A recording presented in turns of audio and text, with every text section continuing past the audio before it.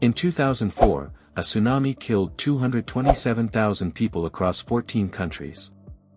The Indian Coast Guard launched helicopters across the Andaman Islands, searching, desperately, for anyone still alive. When they flew over one particular island, they got an answer. Arrows. A hail of them. Shot straight up at the sky. Not a cry for help. Not a wave. Not confusion. A warning. Crystal clear, across every language barrier that has ever existed, leave. And the helicopters, hovering over people who had just survived a tsunami with no modern shelter, no hospitals, no emergency services, they turned around. And left. That island is North Sentinel Island. Those people are the Sentinelese.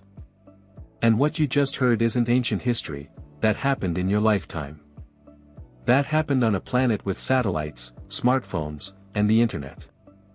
While you were alive, there were people on Earth who fired arrows at a Coast Guard helicopter after a tsunami, and won. Nobody knows what they actually call themselves. Sentinelese is just what the outside world decided to name them. Nobody knows their language. Not a single word of it. Nobody knows their religion, their origin stories, their rituals, their history, because they have never, not once, allowed the outside world close enough to find out. The Indian government has drawn a hard line, 5 nautical miles. You cross it, you're breaking the law. The island is legally protected. The people on it are legally untouchable. And still, someone tried anyway. On November 17, 2018. A young American. He paddled toward that shore convinced he could be different. He wasn't coming back. North Sentinel Island sits in the Bay of Bengal, roughly 2/3 the size of Manhattan. From above, it looks like paradise, dense jungle canopy, white sand beaches, crystal clear water wrapping around every edge. No roads. No structures visible from the sky.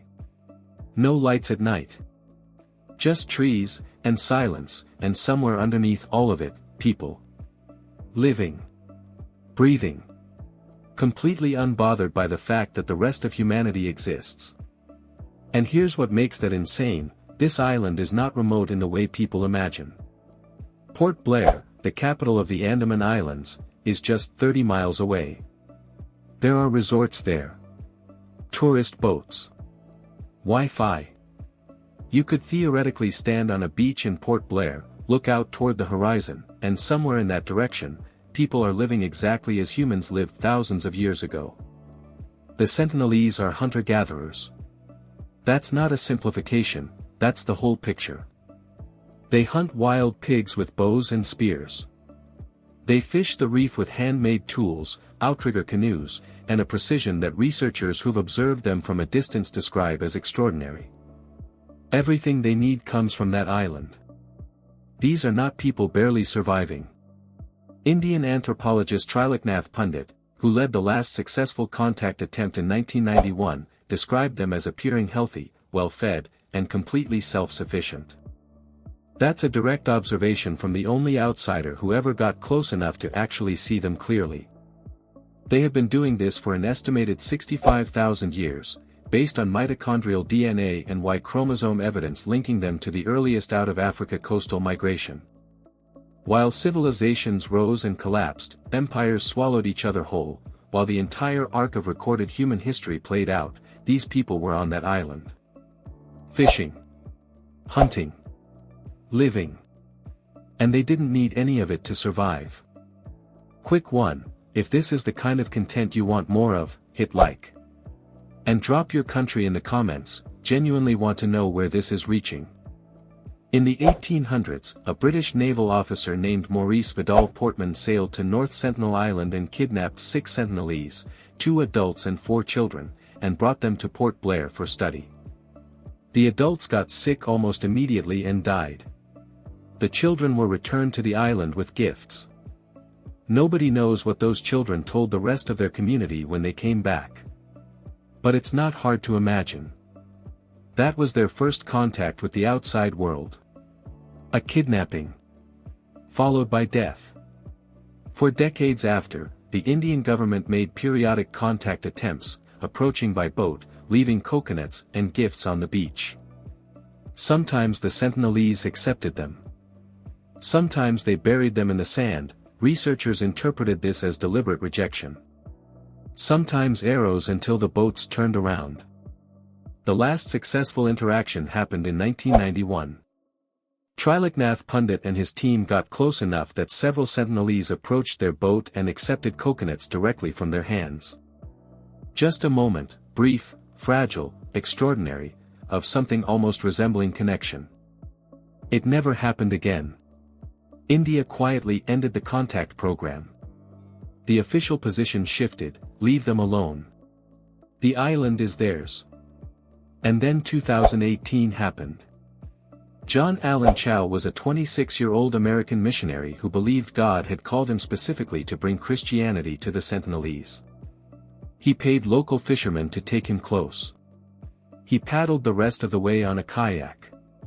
The first attempt, they shot an arrow that hit his Bible. He retreated. He went back the next day. And the day after that. On his third approach, the fishermen watching from a distance saw the Sentinelese on the beach. They saw Chau in the water. And then they didn't see Chau anymore. His diary was recovered. In his final entries, he wrote that he was scared. That he knew the risk.